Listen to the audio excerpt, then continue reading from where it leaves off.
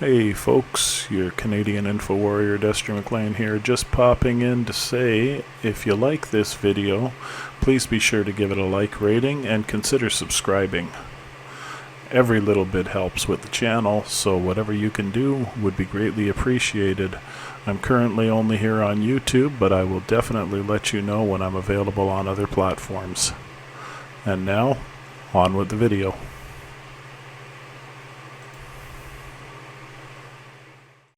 Here we are, another week. This time we're in my basement, and I'm working on resurrecting an old computer.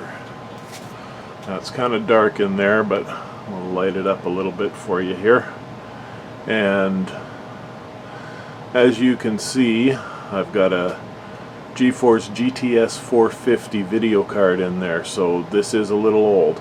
This is the computer that I was running before I built the one that I'm currently running, which is already 3 years old, I believe. So,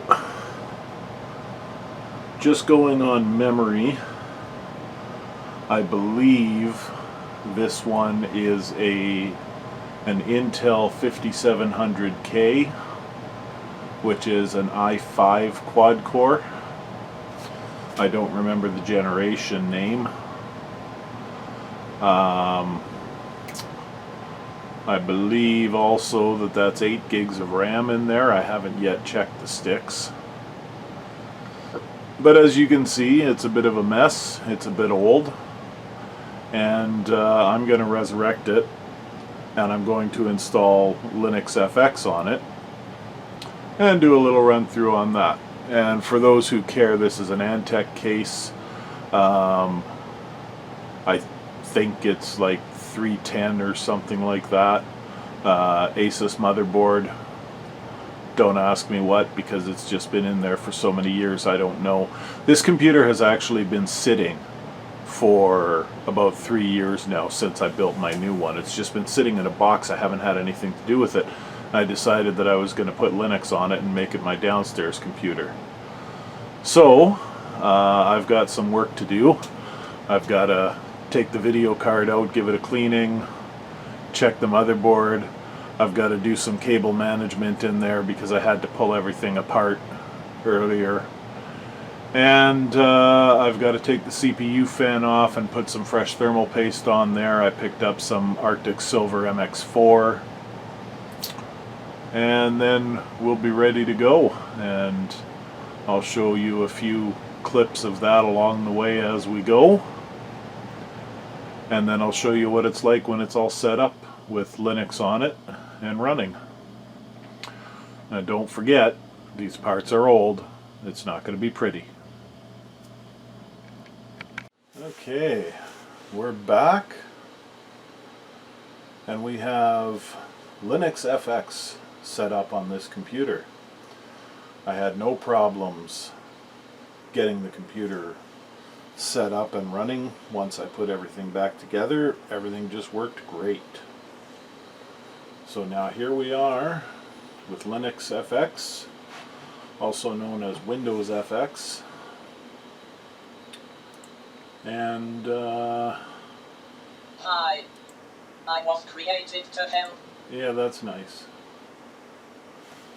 And now I guess we have to restart and install a whole bunch of stuff, which is good because I'm hoping that my Wi-Fi stick should be picked up immediately. And I'll let you know a little more about how Linux FX works out once I've played with it a little more. Because if it's everything they say it is, it could be the Linux replacement for Windows that we've all been looking for all these years.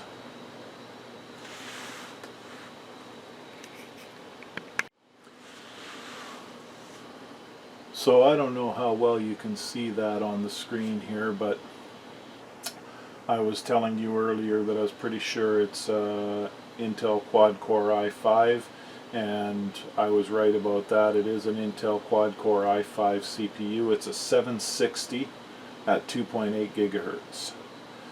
And apparently I only have 4 gigs of RAM in this system, but that's plenty for Linux. What I'm trying to find now, find my way around here, I'm trying to find my USB Wi-Fi adapter.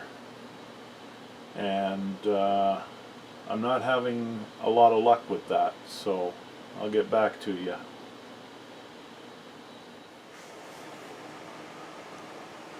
Well, the build, the resurrection is a success, but at the same time a disappointment. It's a success in the sense that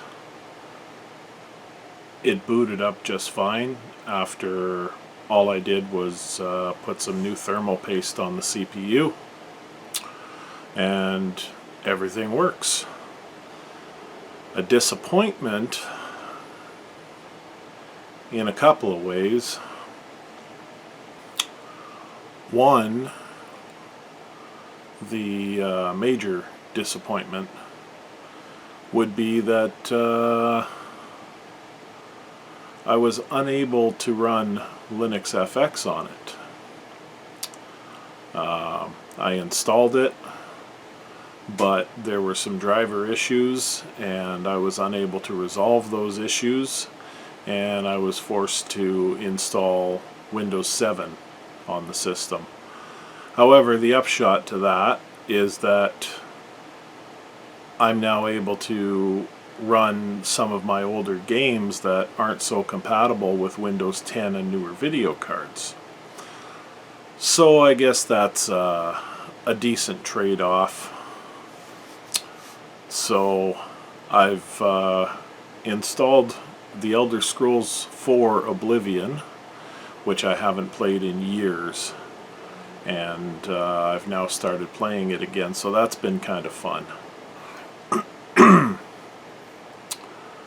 And honestly, there was one other thing that I was disappointed with when I set up this system, and now that I sit down to record a video, I can't remember what it was. It took quite a while to get things up and running, because anybody who's familiar with Windows 7 and prior remembers what it's like to have to install all those updates. Took about a day and a half to install all the bloody updates, and then when they finally finished installing, of course, one of the updates overwrote my LAN driver and pooched it, so I had to roll that back, but thankfully it was just a quick rollback. I didn't have to go to my other computer and download the previous driver onto a flash drive and all of that rigmarole. Thankfully it was just a simple rollback of the currently installed driver. So I guess yeah, it's overall a success. I was hoping to run Linux FX on it and do some intense reviewing of it at some point in the future, but unfortunately I don't think I'm going to be able to do that, because the driver issues that I had were issues where the manufacturer of the specific hardware, and I'm not going to start naming, but the manufacturer of the specific hardware had never made Linux drivers for it, so they just don't exist. So Ubuntu doesn't have them in their repositories, etc., etc. But it's running Windows 7.